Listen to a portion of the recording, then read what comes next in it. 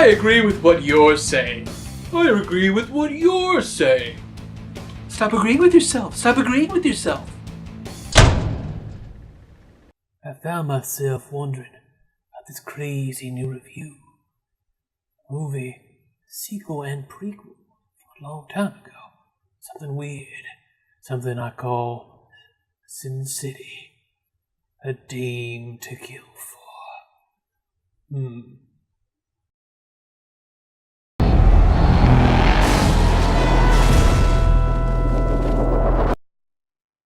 Hi, welcome to Glass Half Full Reviews.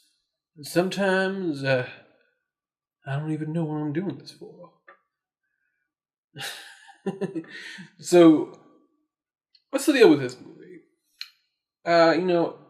Something like 10 years ago, the first Sin City movie came out, and it was astounding. It was like a comic book had come to life on the screen. It had these elements of noir. It was so visually arresting. The characters were really interestingly drawn, and I don't just mean that literally, just such an interesting depth. And everyone was basically an anti-hero. But, I was like, wow, this movie was a lot of fun. I really liked it. Went out, grabbed that DVD, watched it, really enjoyed it. And then I sort of forgot about it. Frank Miller, who had created Sin City, he later had a follow-up where he directed this movie called Spirit, which is based on another graphic novel by Will Eisner. And it wasn't very good. It wasn't very good at all. So I just sort of assumed, I guess it was Robert Rodriguez who really provided the actually quality filmmaking part of this whole little thing. But who knows? Can't really count him out entirely. But lo and behold, we got a new one coming out. So if you've seen the first Sin City, you've also kind of seen this one also. Yeah, there are some stories that are different, but a lot of the ideas are almost the same. There's a lot of punching, there's a lot of really brutal imagery, there's a lot of blood, there's some nudity. There isn't that much bad language, oddly enough, but there's a lot of stylized elements. I mean, you shouldn't go into this movie expecting it to be anything other than it is, which is the same kind of thing as Sin City again. I mean, that's really what it is.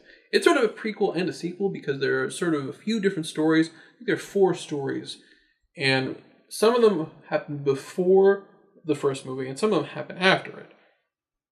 I know it's a little confusing, but that's just how these things go sometimes. So, from my perspective, some of the stories worked a little bit better. Now, one of them starred Josh Brolin and Ava Green. And basically, there's a little bit of like, so this is the femme fatale, and she's trying to seduce him to do something, and maybe she's a victim, or maybe she's not, or maybe she has some kind of secret plan, and it's fine. I mean, she does a really nice, vampy, campy job here, which I do quite like. But in general, the way the story goes is a bit boring. I felt like it was kind of fun, but also very samey. Like, there wasn't anything new about it. So that one was fine. There was another story which was about Marv, played by Mickey Rourke, just going out, taking some revenge on some idiots. Very forgettable, but it wasn't very long, so it sort of fit as a, let's bring into the story of Sin City again.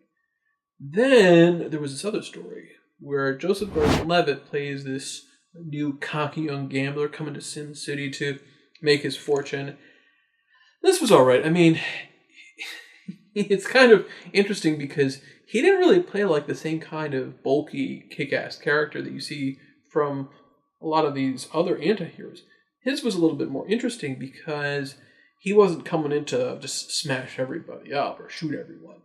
He actually came in for a different reason. I actually thought his plan was interesting because it wasn't just about, I need to go in and shoot a bunch of people.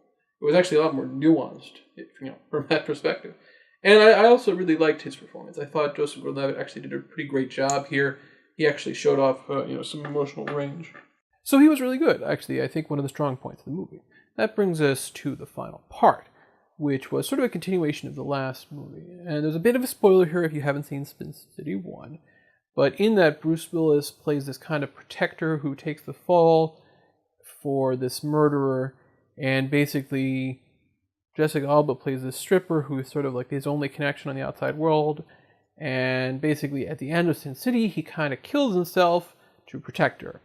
Now, as we start in Sin City: A Dame to Die For, it's a different sort of thing because she's clearly depressed and messed up and emotionally broken because of the events of the last one. So she wants to plot revenge on Senator Rourke, played by Powers Booth again, and it kind of goes through, maybe she's seeing these visions of Bruce Willis, or maybe they're hallucinations, maybe he's a ghost. Call out to Sixth Sense, or maybe not. It's not really clear based on the way it's actually done. I kind of like this segment just because I thought Jessica Alba was actually doing a pretty decent job from an acting perspective. I actually thought she did a really commendable piece of work. I don't always see that from her, to be honest. So I guess Sin City was actually pretty good. And I remember back in the day, Dark Angel, I also thought she did a good job there. But in general, I don't know. Maybe it's just something about James Cameron, who did Dark Angel, or Robert Rodriguez, who did this in the last one. Although he also did the Machete movies, and I wouldn't call her performance in those to be particularly interesting. But I guess there's just something more interesting about the character here than in the ones in Machete, which were just sort of, random FBI/love interest. Not that interesting from my perspective. Now, when it comes right down to it, though, you have to think, is this movie really worth your time? But that brings us into my 5-point breakdown. 5-point breakdown. So, the acting was interesting here. I did actually find it in general to be pretty strong. The best were Eva Green as Ava Lord. I know, whatever. She really did bring a nice level of camp and sort of menace to it that I appreciated. I mean, no one was bad here. It's just that most of them are just like, okay, just a classic kind of anti-hero, gruff. Josh Brolin's just like, whatever. Ugh, dames. Want to bang them? They want to screw me over. Whatever. It's not that interesting from a writing perspective, so I don't blame him, because I think he is a talented guy. But some of the other characters weren't done as well. I already said I thought Jessica Alba was actually a lot better than maybe you would expect, and Joseph Gordon-Levitt was probably one of the best. So from that perspective, pretty decent job that way. Let's move on to number 2. And that's a weakness here. Story, not that interesting. Very similar to Sin City 1. A lot of, gotta take revenge. Oh, there's a little plot. It's not that interesting. A little twisty, a little turny. Not the most interesting thing. So from that perspective, I gotta be a little weak on the story here. Not the most interesting idea. I think the most convoluted one was the A Dame to Kill For storyline, which is the one with Eva Green and Josh Brolin, and it just was very predictable. Wasn't as interesting as I'd like. But, sometimes that's just how it goes. How about number 3?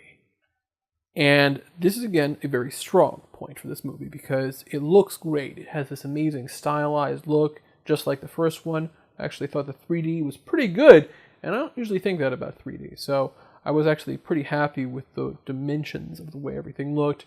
It's kind of a cool thing. It's kind of nice to visit this old thing that I haven't seen in 10 years, It's like, oh yeah, this thing. It's really fun to revisit the Sin City aesthetic. I wouldn't want to see it a lot, but I think it works really well for what it is, and it's nice to see that once in a while. And of course, it's just done kind of impeccably. So, it's very, it's impressive from that perspective. Number 4. So, I leave this movie and I'm like, yeah, it was fun. I still think that. It was a fun movie. It wasn't a great movie. It wasn't as amazing as the first one. There's a lot of little problems here and there, but I guess it's fine. It's something that you're going to be really impressed by. If you did not like the first one, or you found it too brutal, or you found it like, this is fine, but I don't need to see another one. You are going to feel the same way here. You are not going to be interested in this movie. Let's talk about number 5. And I don't see this movie as doing very well. The first one was kind of a lightning in a bottle thing. It was like, oh wow, this is just something totally different. But we have much better comic book type movies coming out, even this summer. So I just don't think that this is unique enough. It's not interesting enough to stand out among the crowd. It's unfortunate, but that's how these things go sometimes. So, from my perspective, I think that a lot of the messages are not really that great. There's a lot of weird sexism in a lot of places. There's this kind of overwhelming sense like it's okay to have revenge in a really brutal way as long as it's vaguely justified. It's kind of fun from the anti-hero perspective of the first one, but no, it's just like, alright, haven't we seen these anti-hero things a million times?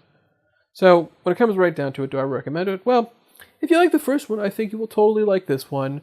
It's not terrible, but it's basically the same kind of thing again. So, it's fun, but it's not great. That's how I think about it. Thanks for stopping by.